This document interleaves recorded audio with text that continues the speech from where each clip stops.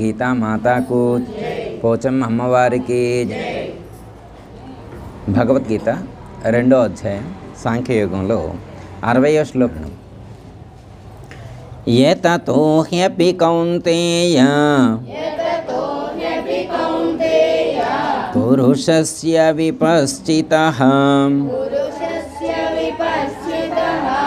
ఇంద్రియాణి ప్రమాధీని హరంతి ప్రసభం మనః. ఓ అర్జున, ఇంద్రియములు ప్రమథనశీలములు. మనుష్యుడు వాటిని నిగ్రహించుటకు ఎంతగా ప్రయత్నించినను ఆసక్తి తొలగిపోనంత వరకును అవి అతని మనస్సును ఇంద్రియార్థముల వైపు బలవంతముగా లాగికొని పోవచ్చునే ఉండును.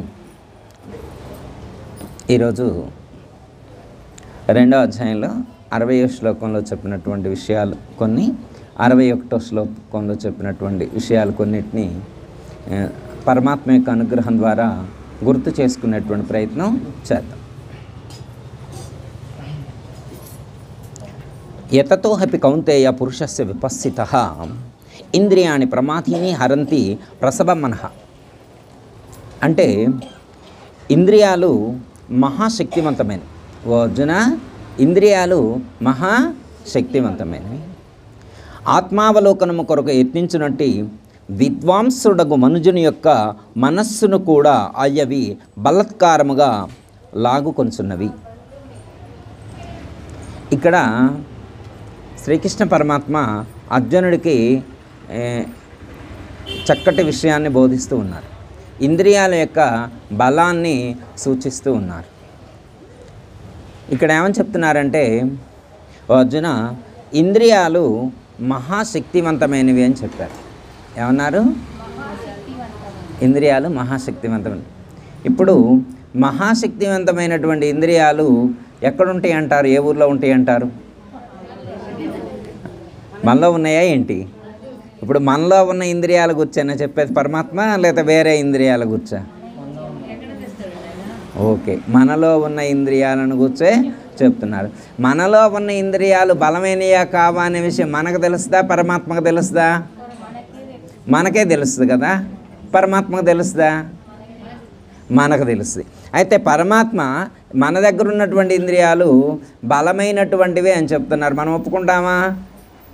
అవి అంత బలమైనటువంటివి అని చెప్తే మనం ఒప్పుకుంటామా? అంటే మనకు తెలియ వాటి బలం ఎంతో అమ్మ. ఇంద్రియాల యొక్క బలం ఎంతో మనకు తెలుసా, తెలీదా? తెలుసు కదా. అంటే ఫస్ట్ ఏమని చెప్తున్నారంటే ఇంద్రియాలు మహా బలమైనటువంటివి, శక్తివంతమైనటువంటివి అని చెప్పారు. నెక్స్ట్ ఇంకో మాట ఏమని చెప్పారంటే, విద్వాంసుడేగు మనుజుని యొక్క మనస్సును కూడా అవి లాక్కొంచున్నవి అన్నారు. ఇప్పుడు మామూలు వాళ్ళ మనసుని అవి లాగేసిని లేకపోతే వాడిని పడేసిని అంటే ఒప్పుకోవచ్చు. మామూలు వాడంటే వాడు సాధన సరిగా చేయడు కాబట్టి, ఒక నిగ్రహ శక్తి ఉండదు కాబట్టి వాడు పడిపోయాడు అని చెప్తే ఓకే, యాక్సెప్టెడ్. కానీ ఇక్కడ విపస్థిత అని చెప్పారు. పురుషస్య విపస్థిత అన్నారు. అంటే విద్వాంసుడైనటువంటి పురుషుడు అంటే ఆధ్యాత్మిక సాధనలో నిష్ణాతుడైనటువంటి వాళ్ళు ఎవరైతే ఉంటారో అలాంటి వాళ్ళు కూడా ఎక్కువేం కాదు పడిపోవటానికి. వాళ్ళను కూడా పడవేసే అవకాశం ఉంది. అంటే పడవేస్తాను కాదు, వాళ్ళు కూడా పడిపోయే అవకాశం ఉంది. ఎక్కడ? ఇంద్రియాల యొక్క విషయంలో. ఇంద్రియాల యొక్క విషయాల యొక్క ప్రలోభాలకి, ఇంద్రియ భోగాల కోసం సాధకుడు ఎంతటి సాధనాపరుడైనప్పటికీ కూడా ఒక్కోసారి జారిపోయేటువంటి అవకాశం ఉంటుంది. కాబట్టి అలర్ట్గా ఉండాలి అని చెప్తున్నారు. అలర్ట్గా ఉండాలి అని చెప్తున్నారు. ఓకే అమ్మా. ఇప్పుడు భగవద్గీతలో చెప్తే మాత్రం మనం నమ్ముతామా? ఇంద్రియాలు శక్తివంతమైన అంటే మనం నమ్ముతామా? మనం కంట్రోల్ చేసుకోవాలంటే చేసుకోలేమా? ఎవరో ఎక్కడో విద్వాంసుడైనటువంటి వాడు కూడా, సాధనాపరుడు కూడా ఎక్కడో పడిపోయాడు అనుకోండి, మనం పడిపోతామని గ్యారంటీ ఉందా? మనం అంత తక్కువ వాళ్ళమా? ఆ మాత్రం సాధన తెలియనటువంటి వాళ్ళమా అమ్మ? మనం పడిపోతామా? పరమాత్మ చెప్తే చెప్పుండవచ్చు, మనం పడిపోతామా? అంటే జాగ్రత్తగా లేకుంటే, శ్రద్ధ లేకుంటే, అశ్రద్ధగా ఉంటే మనం కూడా పడిపోయే అవకాశం ఉంది. మనం కూడా మినహాయింపేమీ కాదు అని చెప్తున్నాం. అందుకే బలవాన్ ఇంద్రియగ్రాము అంటే విద్వాంసుని కూడా అవి బలంగా లాగేస్తున్నాయని చెప్పారు. కాబట్టి మనమందరం కూడా అలర్ట్గానే. ఇప్పుడు మనల్ని పడేస్తాయి అని చెప్పే ఇంద్రియాలంటే ఏంటి?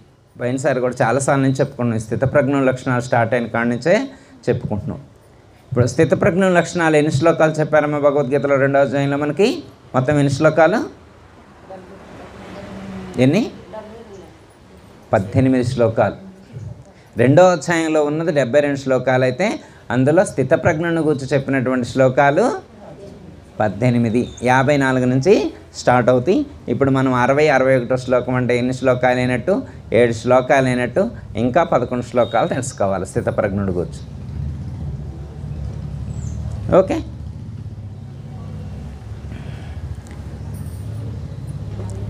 ఇప్పుడు ఇంద్రియాలు మనల్ని పడేస్తాయి అని చెప్తున్నారు కదా, మనం ఎక్కడ పడిపోతాం, ఎలా పడిపోతాం అన్నది ఒకసారి రివ్యూ.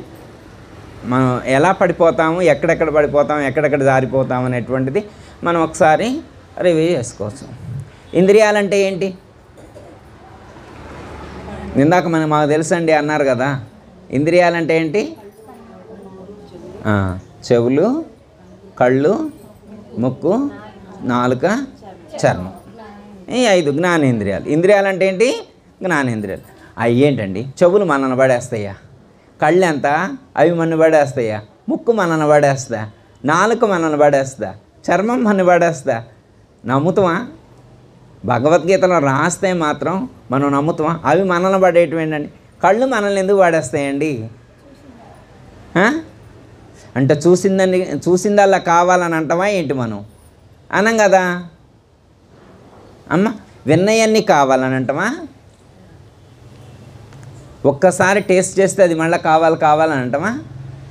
అదేంది ఎప్పుడో 10 సంవత్సరాల క్రితం ఒక్కసారి ఎప్పుడో ఏదో ఒకసారి టేస్ట్ చేస్తే వారానికి ఒకసారి వండుకొని తింటామా ఏంటి మనం?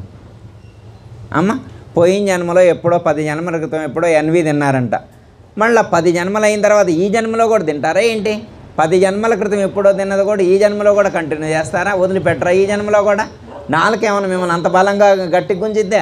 నాలుక ఎంత? అది ఎంత ఉంటుంది? 3 అంగుళాలు ఉంటుంది. 3 అంగుళాల నాలుక మనల్ని 30 తిప్పలు పెట్టిద్దా? అంటే 3 అంగుళాల నాలుకను కంట్రోల్ చేయకపోతే మనకి షుగర్ వచ్చిద్దా? 3 అంగుళాల నాలుకను కంట్రోల్ చేయకపోతే మనకి బీపీ వచ్చిద్దా? 3 అంగుళాల నాలుకను కంట్రోల్ చేయకపోతే హార్ట్ అటాక్ వచ్చిద్దా?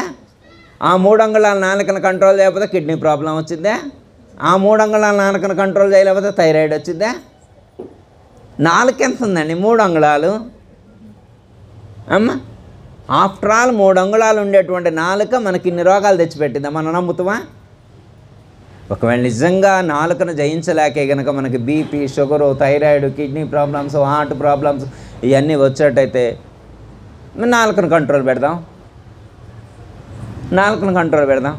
అంటే నాలుకను కంట్రోల్ పెట్టడం మంత్రి సత్యనారాయణ రాజు గారు చెప్పినవన్నీ తినాలా ఏంటి రోజు? ఒకళ్ళు తినాల్సి వస్తే తిందాం, మనకేమైనా ఇబ్బందే? మనం చెప్పినట్టు తిందమ్మా. ఉప్పు తక్కువైతే ఒప్పుకోదా? కారం తక్కువైతే ఒప్పుకోదా? పులుపు తక్కువైతే ఒప్పుకోదా? ఉడకపోతే ఒప్పుకోదా?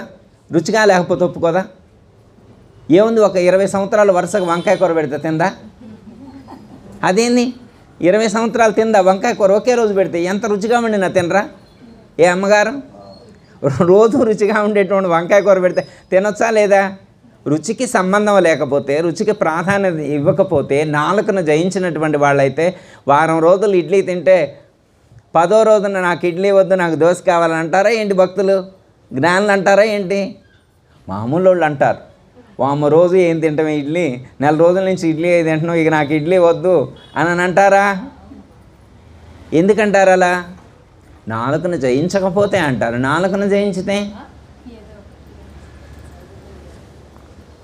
ఎప్పుడు ఇంతమంది చదువుకున్నాను. మా నాన్నగారు ఒక మాట అనేవారు, సంధి అన్నమైతేనేమి, సంకటన్నమైతేనేమి, చదియన్నమైతేనేమి సంకటన్నమైతేనేమి ఆకలున్న కడుపుతో ఆరగించేటందుకు ఆకలున్న కడుపుతో ఆరగించేటందుకు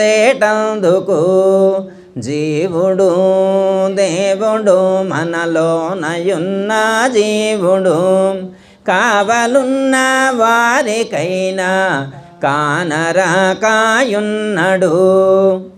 ఏమన్నారు ఇక్కడ? సద్ది అన్నమైతేనేమి సంకటన్నమైతేనేమి ఎవరికి? ఆకలున్న కడుపుతో ఆరగించే వారికి. ఎవరికిది? ఆకలున్న అంటే ఆకలి అయ్యే వాళ్ళకి చెప్పిన మాట ఇది. ఇప్పుడు మనం టైం చూసుకొని తింటామా, ఆకలి అయి తింటామా? ఇప్పుడు టైం చూస్తామన్నమాట. ఒకటైంది అన్నం తినాలి, ఒకటైంది అన్నం అంటే లోపల బయోక్లాక్ మోగలా, లోపల బయోక్లాక్ రింగ్ ఇవ్వలేదు, ఆకలి అవుతుందనే సిగ్నల్ రాలేదు, అయినా కానీ టైం చూసుకొని తినేస్తారు. అర్థమైందమ్మా? ఇప్పుడు ఆకలి కోసం ఆహారం అనేటువంటిది తీసుకోవటం అంటే ఇక్కడ ఏమని చెప్తారంటే, ఆకలి అనేటువంటిది ఒక వ్యాధి అయితే ఈ ప్రపంచంలో అన్ని ప్రాణులకు ఉంటుంది కమ్మ ఆకలి అనే జబ్బు. ఉంటుందా ఉండదా? ఉంటుంది కమ్మ. ఆకలి అనే జబ్బు ప్రతి ప్రాణికి ఉంది, ఈ ప్రపంచంలో ఉన్న ప్రతి ప్రాణికి కూడా ఉంది. కానీ ఈ ప్రపంచంలో ఉన్న ప్రతి ప్రాణి ఆకలి అనేటువంటి వ్యాధికి ఆహారం అనేటువంటి ఔషధాన్ని ఇస్తారు. ఏమిస్తారు? ఆహారం అనేటువంటిది ఏంటది? ఔషధం. ఆహారం అనేటువంటిది ఔషధం. మరైతే ప్రపంచంలో మొత్తం 84 లక్షల ప్రాణులు ఉన్నాయి. 84 లక్షల ప్రాణుల్లో 83,99,999 ప్రాణులకి రుచితో సంబంధం లేదు. అవి ఎప్పుడైనా 5 స్టార్ హోటల్కి వెళ్ళి తిన్నయ్యా అమ్మ? వాటికి ఎప్పుడైనా టేస్ట్ ఫుడ్ కావాలని అన్నయ్యా? ఆకలి అయితే తింటే, లేకపోతే పడుకుండే. ఆకలి కాకపోతే వాటికి ఇంకా ఏమి సంబంధం లేదు. మనకు అంటే మనం రుచి కోసం తింటున్నామా, ఆకలి కోసం తింటున్నామా? మనం రుచి కోసం తింటున్నాం. యాక్చువల్గా ఇక్కడ దేనికోసం తినాలా? ఆకలి కోసం తినాలి. ఆకలి అనేటువంటిది ఒక జబ్బు. ఈ ప్రపంచంలో ఉన్నటువంటి వాటిలో ఆకలి అనేటువంటిది ఒక జబ్బు. ఆకలి అనేటువంటి జబ్బుకి ఆహారం అనేటువంటి ఔషధాన్ని ఇచ్చేప్పుడు అది రుచిగా ఉండాలి అని అనుకోవడం మనం క్రియేట్ చేసుకున్నటువంటిది. ఈ ప్రపంచంలో ఏ ప్రాణి అలా క్రియేట్ చేసుకోలేదు. సపోజ్ ఉదాహరణకమ్మ, ఒకళ్ళకి జ్వరం వచ్చింది, హాస్పిటల్కి వెళ్ళారు. డాక్టర్ గారు ట్యాబ్లెట్లు రాస్తున్నారు. డాక్టర్ గారు నేను ఏ ట్యాబ్లెట్లు పడితే ఆ ట్యాబ్లెట్లు వేసుకోలేను, కొంచెం చేదున్న ట్యాబ్లెట్లు వద్దు. ఎలాంటి ట్యాబ్లెట్లు వద్దు? చేదుగా ఉండేయొద్దు, తీయగా ఉండే ట్యాబ్లెట్లు రాయండి, మంచి టేస్టీగా ఉండే ట్యాబ్లెట్స్ రాయండి అంటే రాస్తాడా? అర్థమైందమ్మా? టేస్ట్గా ఉండేటువంటి ఫుడ్ అనేటువంటిది ఫుడ్ ఉంటుందేం కానీ ట్యాబ్లెట్స్ కానీ ఔషధాలు కానీ ఎప్పుడూ టేస్ట్ అనేటువంటివి ఉండవు. అంటే ఈ ప్రపంచంలో ఏ హాస్పిటల్కి వెళ్ళినా, ఏ ఔషధాన్ని స్వీకరించినా కానీ అది టేస్ట్గా ఉండాలి అని అనుకోం. ఎందుకంటే జబ్బు తగ్గితే చాలు అనుకుంటాం. ఏమనుకుంటాం? జబ్బు తగ్గితే చాలు, టేస్ట్తో సంబంధం లేదు. కానీ ఒక్క ఆకలి అనేటువంటి విషయంలోనే, ఆకలి అనేటువంటి వ్యాధికి ఇచ్చేటువంటి ఔషధాన్నే టేస్ట్గా ఉండాలని చెప్పి మనం కోరుకుంటున్నాం. అది సరైనటువంటిది కాదు అని చెప్తున్నారు. అర్థమైందమ్మా? ఆహారాన్ని నిగ్రహించేటువంటి అంటే నాలుకను జయించేటువంటి ప్రయత్నం మనం చేయాలి. అంటే నాలుకను మనం జయించలేకపోతున్నాం. టెస్ట్ చేయండి అమ్మా. మనమే టెస్ట్ చేసుకోవచ్చు. ఎవరో ఏమో చెప్పక్కర్లేదు. నాలుకను మనమే టెస్ట్ చేసుకోవచ్చు. ఒక 40 రోజులు ఒక దీక్ష పెట్టి ఉప్పు లేకుండా తినడం అలవాటు చేసుకుంటే ఎలా ఉంటుంది? అసలు ఉప్పుతో సంబంధం లేకుండా, ఒకటి కారం లేకుండా, ఒక 40 రోజులు కారం లేకుండా, ఒక 40 రోజులు ఉడికించిని తినకుండా, ఉడకబెట్టకుండా ఉండేటువంటి అమృతాహారం అని చెప్తారు కదా. వెజిటబుల్స్ తీసుకొని లేదా ఫ్రూట్స్ తీసుకొని ఒక 40 రోజులు ఉందాం, ఉండలేమా? అసలు ఋషులు, యోగులు, మునులు వాళ్ళందరూ అసలు ఉడికించినవి తీసుకోరు, అమృతాహారం తీసుకుంటారు. అది కూడా ఆకలి అయితేనే స్వీకరిస్తారు, ఆకలి కాకపోతే అసలు తీసుకోరు వారు. ఋషులు ఎప్పుడు కూడా ఆకలి కాకుండా ఆహారాన్ని తీసుకోరు.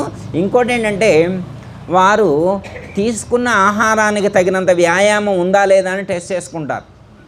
ఈరోజు మనం ఫుడ్ పెట్టామనుకోండి, ఇవాళ ఏం పని చేయలేదనుకోండి, రెండో రోజు ఫుడ్ తీసుకోరు. ఆ తీసుకున్న ఆహారాన్ని అడ్జస్ట్ చేసుకుంటారు. అర్థమైందమ్మా? శరీరానికి సరిపోయినంత వ్యాయామం చూసుకుంటారు. అంటే ఎంత వ్యాయామం చేస్తున్నారో, ఎంత వర్క్ చేస్తున్నారో ఆ వర్క్ను బట్టే ఆహారం తీసుకుంటారు. అర్థమైందమ్మా? అంటే ఋషులు, యోగులు, మహాత్ములు వాళ్ళు ఆహారాన్ని నిగ్రహించారు, నాలుకను జయించారు. అర్థమైందమ్మా? భిక్షాపాత్ర తీసుకొని వెళ్తారనుకోండి మా వాళ్ళు మహాత్ములు, పోయినసారి కూడా చెప్పుకున్నాం. ఎన్ని భిక్షాపాత్రలు తీసుకెళ్తారు ఒక్కో సాధువు, ఒక సన్యాసి? ఒకటే తీసుకుపోతారమ్మా, 7-8 తీసుకుపోరు కదా. 7-8 తీసుకెళ్ళి ఏం చేస్తున్నారమ్మా, స్వీటా, స్వీట్ అయితే ఇందులో వేయండి. ఏం చేస్తున్నారు, బిర్యానీ, బిర్యానీ దీంట్లో వేయండి అమ్మ. అట్లా పులిహార దీంట్లో వేయండి. అట్లా రకరకాల బాక్సులు తీసుకురారమ్మా. ఎన్ని ఉంటాయి బౌల్స్? ఒక్కటే బౌల్.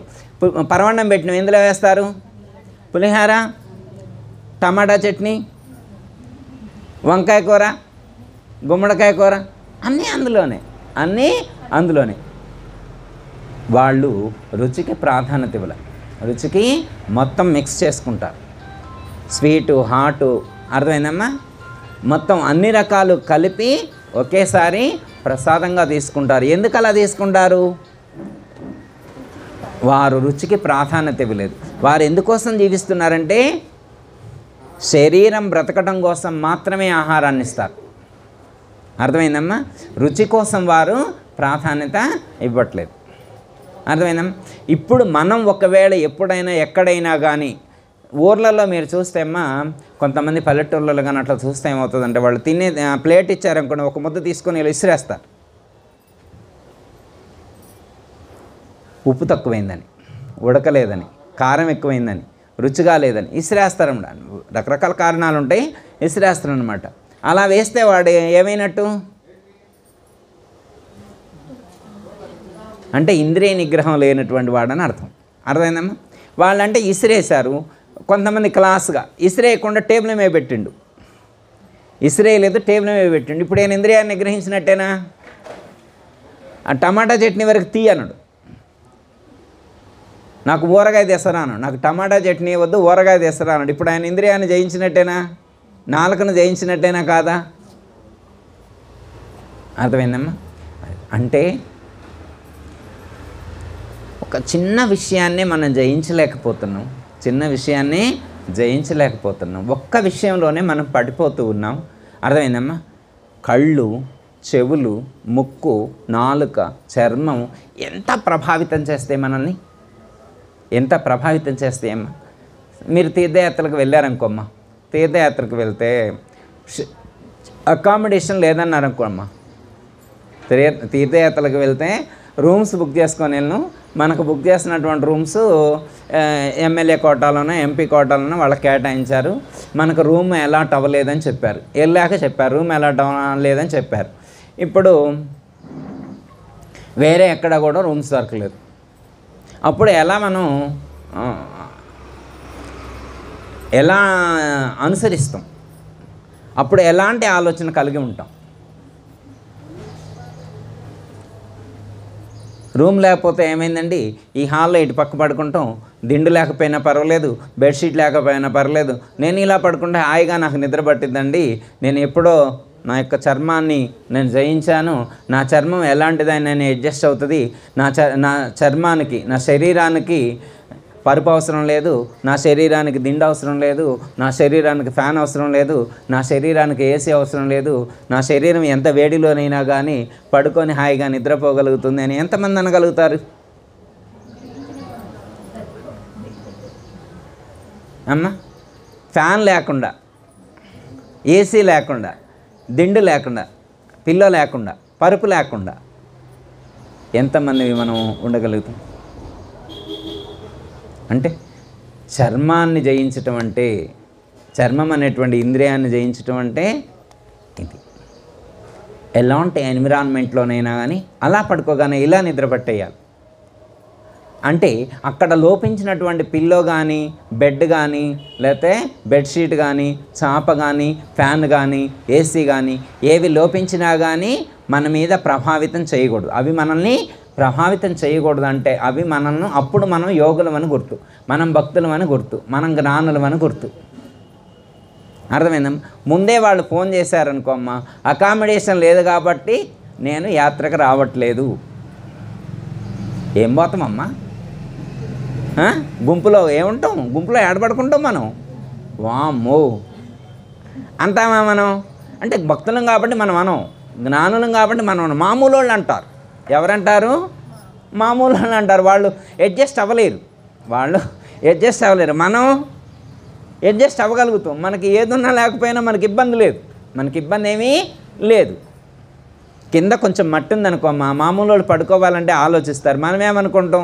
ఇది పుణ్యక్షేత్రం, మహాత్ముల యొక్క పాద ధూళి ఇది, ఆ పాద ధూళి నా చర్మానికి తాకితే నాకు ప్రయోజనం కలుగుతుందని చెప్పి మనం అక్కడే పడుకుంటాం. అవసరమైతే ఇంటికి వెళ్ళాక గట్టి గుతుకుదాం, అదే పోయిద్దని చెప్పి పడుకుంటాం. మనం మామూలు వాడు పడుకోగలరాలా? కూర్చోలేరు కూడా. మామూలు వాడు కూర్చోలేరు, పడుకోలేరు. మనం పడుకోగలం, కూర్చోగలం. అవునా కదా? అంటే ఇంద్రియాలు ఇలా మామూలు వాళ్ళని ప్రభావితం చేస్తాయి తప్ప మనలాంటి జ్ఞానులను, యోగులను అవి ప్రభావితం చేయలేవు. ఓకే, అదే చెప్తున్నారు అన్నమాట. ఇవి చాలా బలమైనటువంటివి అని చెప్తున్నారు. ఇప్పుడు బలమైనటువంటివి ఇంద్రియాలంటే వాటిని మనం జయించాలని చెప్తున్నారు. ఇక్కడ పరమాత్మ ఏమని చెప్తున్నారు? వాటిని మనం జయించాలి అంటున్నారు. వాటిని జయించాలంటే వాటి యొక్క బలం ఏంటో తెలుసుకోవాలి. వాటి యొక్క బలం ఏంటో మనం తెలుసుకోవాలి. ఇప్పుడు సపోజ్ ఉదాహరణకి ఎగ్జాంపుల్, పొయ్యి మీద ఎసరు పెట్టాం, దాంట్లో బియ్యం వేసాం, పొయ్యి కింద పుల్లల పొయ్యి అనమాట. వెనకటి రోజుల్లో పుల్లలను పెట్టామన్నమాట, మండుతున్నాయి. ఇప్పుడు అది పొంగొచ్చింది అనుకో అమ్మ, ఏం చేస్తాం? మంట ఇప్పుడు గ్యాస్ కంటే తగ్గిస్తాం, పుల్లలు వెనక్కి తీస్తాం. మండేటువంటి పుల్లల్ని వెనక్కి తీస్తాం. అంటే ఏంటి అర్థం? ఆటోమేటిక్గా ఆ మంటని తగ్గించడం. మంటను పుల్లలు వెనక్కి లాగడం వల్ల ఆ ఫోర్స్ అనేటువంటి తగ్గుద్ది. ఆ మంట ఫైర్ ఫోర్స్ అనేటువంటిది తగ్గుద్ది. ఒకవేళ తెలియక ఎవరైనా పొరపాటున కొద్దిగా పెట్రోల్ పోసారనుకో, దానికి ఏమైంది? మంట ఇంకా పెరిగిద్ది, మొత్తం పొంగిపోయింది. అర్థమైందా? అలాగే ఇంద్రియాలకు కూడా, అంటే ఒక మంట ఇంప్రూవ్ అవ్వటానికి పుల్లలు కానీ పెట్రోల్ కానీ ఎట్లా సపోర్ట్ చేస్తున్నాయో, ఇంద్రియాలకు కూడా ఈ విషయాలు అనేటువంటివి అలా బలంగా ఫోర్స్ చేస్తూ ఉంటాయి. మనం ఏం చేయాలంటే ఆ ఇంద్రియాలకు ఆహారాన్ని అందించకుండా ఉండాలి.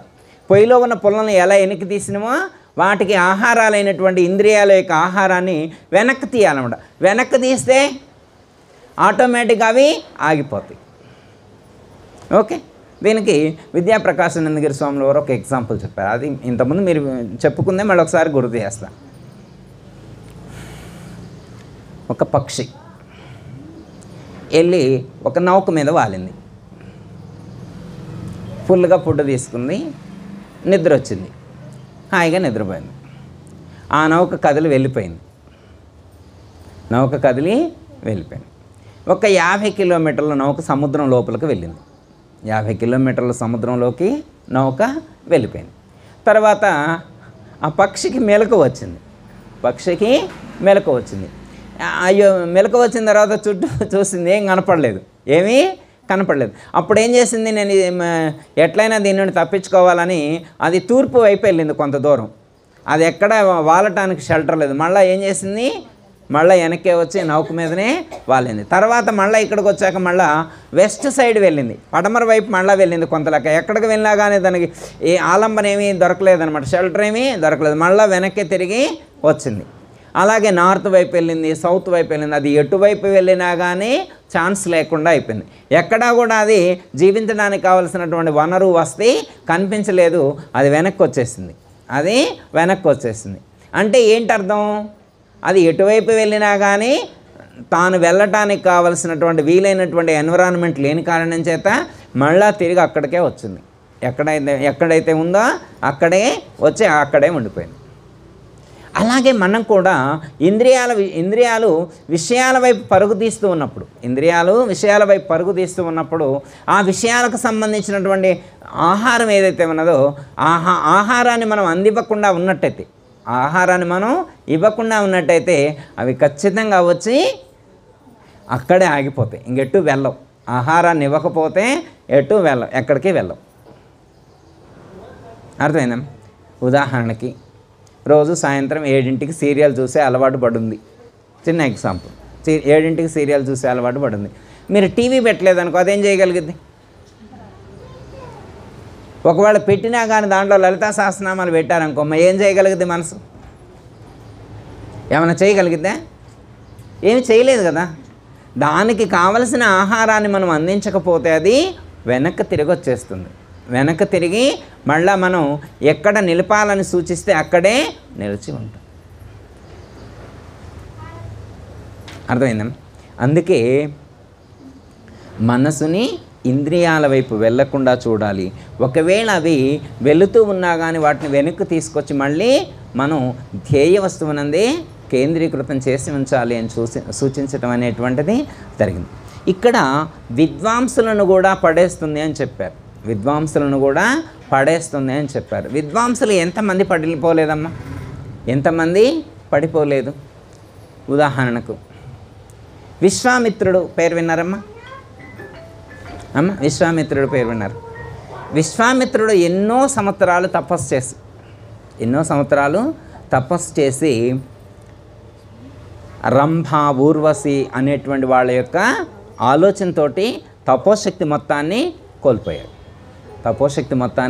కోల్పోయాడు.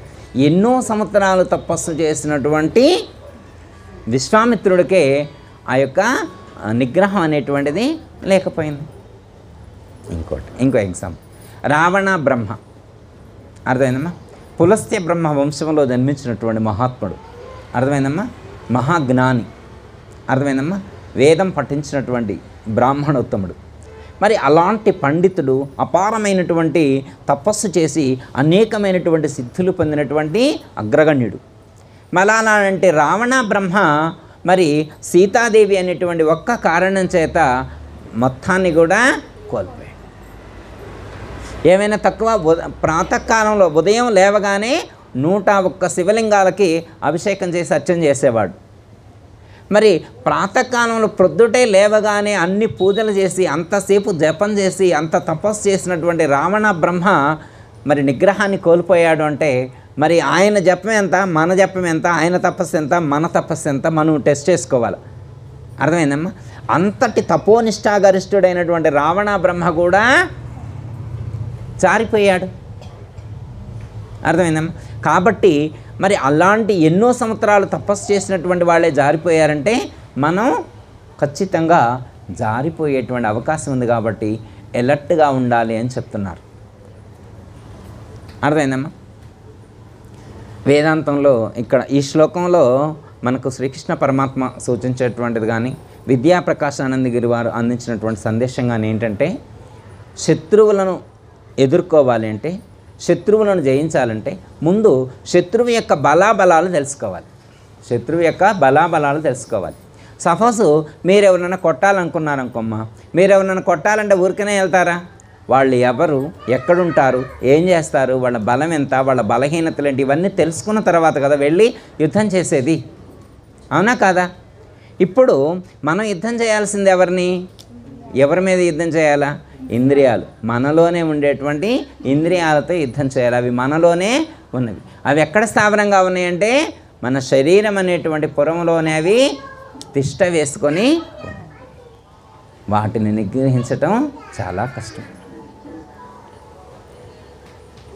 కామము క్రోధము లోభము మోహము మదమత్సరములనిటి చోరులు జ్ఞానరత్నమును కాజేయుటకై దేకమందున తిష్ట వేసిరి. హెచ్చరిక.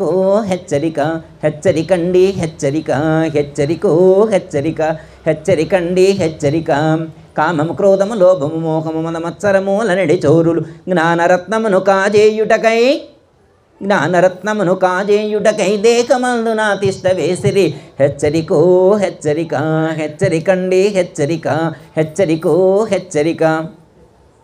జ్ఞానం అనేటువంటి రత్నాన్ని మనలో ఉన్నటువంటి దాన్ని అపహరించటం కోసం ఈ యొక్క అరిషడ్ వర్గాలు మనలో తిష్ట వేసుకొని ఉన్నాయి.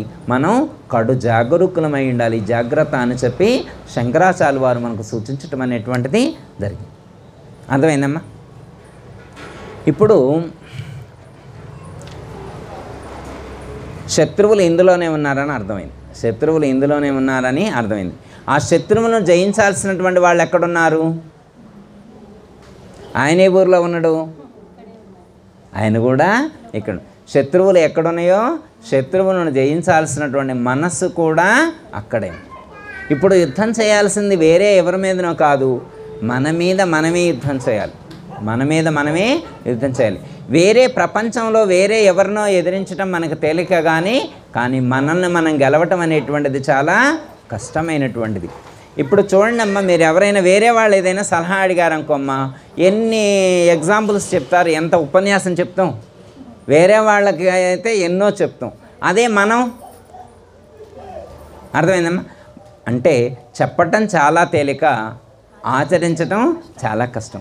ఆచరించడం అనేటువంటిది చాలా కష్టం. నేను 100 చెప్తే ఏం సుఖం?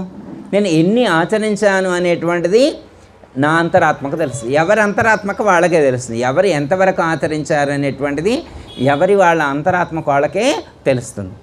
అర్థమైందమ్మా? ఉద్ధరేద్ ఆత్మానాత్మానం ఆత్మానం అవసాదయేత్ అని చెప్పారు పరమాత్మ. అంటే ఎవరిని వారే ఉద్ధరింప చేసుకోవాలి. ఎవరో వచ్చి ఎవరినో ఉద్ధరిస్తారని అనుకోవడం సరికాదు. నన్ను నేనే ఉద్ధరింప చేసుకోవాలి. నన్ను నేను ఉద్ధరింప చేసుకోవాలి అంటే దానికి తగ్గ కృషి, దానికి తగ్గ సాధన నేను చేయాలి. అలా చేసినప్పుడు మాత్రమే నేను ఆ యొక్క యుద్ధంలో నా మీద నేను గెలవగలుగుతాను.